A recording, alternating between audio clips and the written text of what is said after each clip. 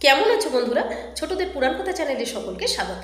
বন্ধুরা, আজকে আমি বলবো দ্বিতীয় পাণ্ডব ভীমকে কেন দুর্যোধনরা বিষ খাইয়েছিল এবং তারপরে ভীমের কি হয়েছিল। দুর্যোধনরা 100 ভাই ভীষণ দুর্বৃত্ত, আর পাণ্ডবরা 5 ভাই নম্র, শান্ত, ভদ্র। এই 5 ভাইকে 100 ভাই খুব হিংসে করত। আর এই 105 ভাইয়ের মধ্যে ভীম ছিল সব থেকে শক্তিশালী। ভীম তেমনি খেতেও পারত। কুন্তি দেবী তার 4 ছেলেকে যা খেতে দিতেন তার ডবল খেতে দিতেন ভীমকে। এ কথা সবাই জানত। যখন কৌরবদের 100 ভাই এবং পঞ্চ পাণ্ডব একসঙ্গে খেলা করতেন, দুর্যোধন যদি যুধিষ্ঠির, অর্জুন বা নকুল সহদেবের ওপর কোনো অত্যাচার করত বা খেলায় তাদের ইচ্ছে করে হারিয়ে দিত, ঠকাতো, ভীম একা রুখে দাঁড়াতো এবং 100 ভাই ভয়ে পালিয়ে যেত। তাই দুর্যোধনরা ঠিক করলো যে ভীমকে জব্দ করতে হবে, ভীমকে আর বাঁচতে দেয়া যাবে না। তারা 100 ভাই ষড়যন্ত্র করলো। ষড়যন্ত্র করে একদিন যুধিষ্ঠিরকে এসে বলল যে কালকে আমরা নদীতে যাব জলক্রীড়া করতে।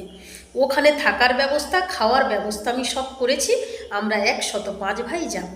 এ কথা শুনে তো যুধিষ্ঠির খুব খুশি হলো, কারণ যুধিষ্ঠির এই 100 ভাইকেও খুব ভালোবাসত।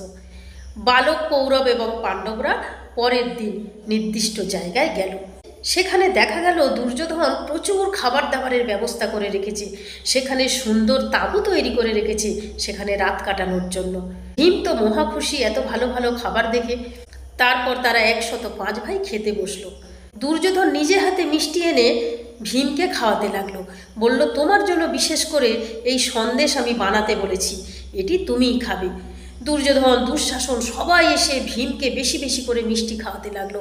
আর ভীম তো মহা খুশি, গোগ্রাসে সেই সন্দেশ খেতে লাগলো। কিন্তু যুধিষ্ঠির, ভীম, অর্জুন, নকুল সহদেব এরা কিন্তু জানতো না যে ওর মধ্যে দুর্যোধন বিষ দিয়ে রেখেছে। বিষ মাখানোর সন্দেশ দুর্যোধন এত যত্ন করে ভীমকে খাইয়ে দিল। খাওয়া দাওয়ার পর তারা বিশ্রামে গেল। সবাই ঘুমিয়ে পড়ল, ভীম তো অচেতন হয়ে পড়ল। কেবল জেগে রইল দুর্যোধন এবং দুঃশাসন। তারপর সবাই যখন ঘুমিয়ে পড়েছে, দুর্যোধন, দুঃশাসন এবং আরও কয়েকজন ভাই মিলে ভীমের হাত পা বেঁধে নদীতে ফেলে দিল। বন্ধুরা, আজকের এই পর্যন্ত। পরের দিন বলবো এই কাহিনীর পরের অংশটুকু। আজকের কাহিনী কেমন লাগলো তোমরা লাইক কমেন্টস করে দিও। নিয়মিত আমার কাহিনী শোনার জন্য বন্ধুরা আমার চ্যানেলটিকে ফলো করে রেখো। যারা এখন আমার চ্যানেলটিকে সাবস্ক্রাইব করোনি তারা আমার চ্যানেলটিকে সাবস্ক্রাইব করে দিও।